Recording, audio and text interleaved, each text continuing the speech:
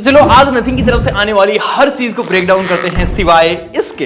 तो सबसे पहले तो नथिंग फोन 1 के बारे में ना स्पेसिफिकेशन पता है ना प्राइस पता है, फिर भी प्री ऑर्डर स्टार्ट हो चुके हैं और प्री ऑर्डर करने हैं आपको 2000 रुपीज देके। ये तो पुरानी अरेंज मैरिज से भी घटिया है, जहां पे चांसेस थे कि आपने पैसे लगाए, शादी में एक झलक तो आपको देखने को मिल जाए, बाकी तो सारा बाद में होता था। लेकिन यहाँ पे तो सब कुछ आपको पहले ही देना है, बाकी सब कुछ बाद में मिलेगा।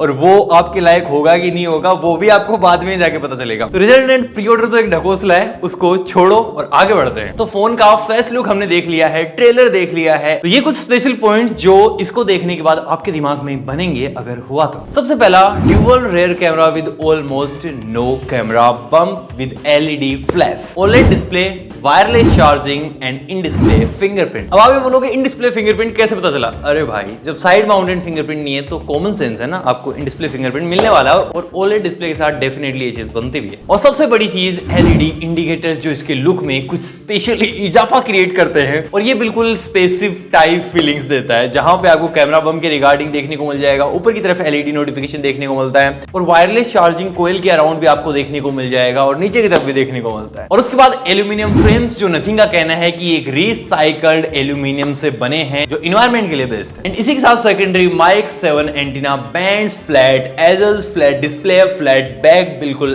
आईफोन की तरह और आईफोन की तरह ही आपको देखने को मिलते हैं इसके बटन्स। और इसी के साथ नो 3.5 mm का जैक और no alert slider, very very बड़ी डिसअपॉइंटमेंट। एंड एक लास्ट चीज, फोन का जो लॉन्च है वो है 12 जुलाई को, और ये चीज आपको फोन को देख के फील नहीं होगी, अलग से लिखा हुआ है, नथिंग ने टीज किया है। तो ये अराउंड 1 महीने बाद इसका लॉन्च इवेंट आपको देखने को मिल जाएगा और फोन। तो ये सारी चीजें जो है वो हमको फोन देख के पता चल जाता है, लेकिन उसके बाद जो सबसे बड़ा पॉइंट है वो है हाइप, जिस चीज से आप भी एग्री करोगे। मैंने अभी तक 2022 में किसी भी फोन के लॉन्च से 1 महीने पहले इतनी बड़ी हाइप होते हुए नहीं देखा है और शायद आपने भी ये चीज नहीं देखी होगी। मतलब इस 1 महीने के अंतराल में तो रियलमी और रेडमी 3-3, 4-4 फोन लॉन्च करके निकल लेते हैं। एंड ये जो हाइप है वो जस्ट बिकॉज ऑफ काल पाई की वजह से। एक ऐसा इंसान जो ओप्पो के साथ आता है, फिर उसको छोड़ के को फाउंडर बनता है वन प्लस का, वन प्लस को बहुत ही सक्सेसफुल करके उसके बाद उसको छोड़ के को फाउंडर बनता है नथिंग का। मतलब वो इंसान जानता है कि इन सारी कंपनीज से निकल के मैं कुछ ऐसा कर सकता हूं जो ये कंपनीज नहीं कर रही हैं और फ्री हैंड मिल जाए तो मैं इनसे भी बेटर कर लूंगा। एंड काल का वन प्लस में कितना बड़ा रोल था उस चीज को हम ऐसे देख सकते हैं, उन्होंने 2020 में वन प्लस को छोड़ा था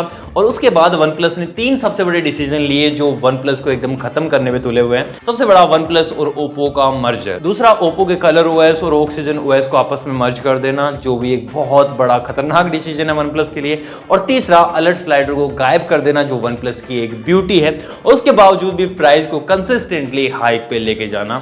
बल्कि फोन में ऐसा कुछ भी स्पेशल नहीं बचा है जो वन प्लस को, ओप्पो को और रियलमी को, तीनों को बहुत ही एक अलग ब्रांड के रूप में दिखा पाए। मतलब वन प्लस की तरफ से हैंड्स अप और टाइम आ चुका है दी एंड का। एंड ये सब देखने के बाद बहुत सारे लोगों को कहना है कि जो नथिंग है वो आने वाला एक वन प्लस बन सकता है, लेकिन ऐसा मैं बिल्कुल भी नहीं मानता, क्योंकि सीन ये है कि ना तो ये ब्रांड जो है वो फ्लैगशिप स्पेसिफिकेशन के साथ अपने फोन को ला रहा है, दूसरा ना ही ये ब्रांड अपने आप को फ्लैगशिप किलर के रूप में दिखा रहा है जो वन प्लस की एक बहुत बड़ी रेसिपी थी जब वो लॉन्च हुआ था। हाँ, इस चीज से मैं डेफिनेटली एग्री करता हूं कि ये जो हाइप है वो ट्रू है।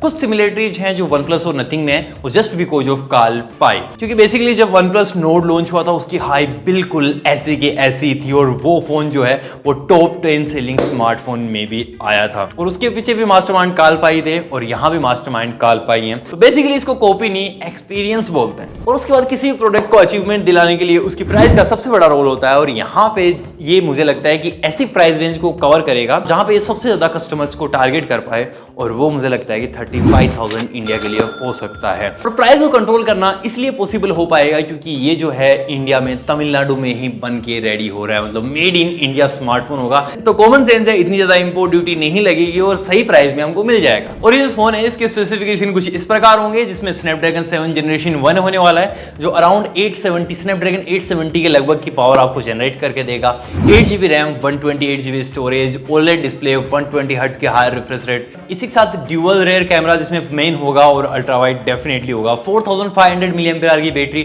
और 45 वोल्ट की fast charging with wireless charging support. अब अगर इतने सारे स्पेसिफिकेशन के साथ कोई फोन 32,000 में आ रहा है तो इसके लिए आपको 35 एंड 36,000 रुपीज पे करने पड़ेंगे नथिंग के साथ, क्योंकि यहाँ पे कुछ चीजें ऐसी प्रॉमिस की गई हैं जो प्राइस को बहुत ज्यादा हाई लेके जाती हैं। एक तो नो एड्स, ब्रांड्स आजकल एड्स से या फिर प्री इंस्टॉल जो ब्लोटवेयर होते हैं उनसे बहुत पैसे कमा रहे हैं। जहां नथिंग जो है ऐसा कुछ भी नहीं कर रहा तो इसके लिए उनको पहले से ही चार्ज एक्स्ट्रा करना पड़ेगा। और दूसरी चीज, क्योंकि एक नया ब्रांड है तो इनको कम यूनिट्स मैन्युफैक्चर करने से स्टार्ट करना पड़ेगा और किसी भी चीज को सस्ती बनाने के पीछे मास प्रोडक्शन होता है और मास प्रोडक्शन यहाँ हो नहीं पाएगा तो डेफिनेटली प्राइस हाई होगी। और तीसरी चीज ट्रांसपेरेंट डिजाइन, इस चीज को भी छुपाने में और ट्रांसपेरेंट बनाने में डेफिनेटली इनका पैसा जाएगा।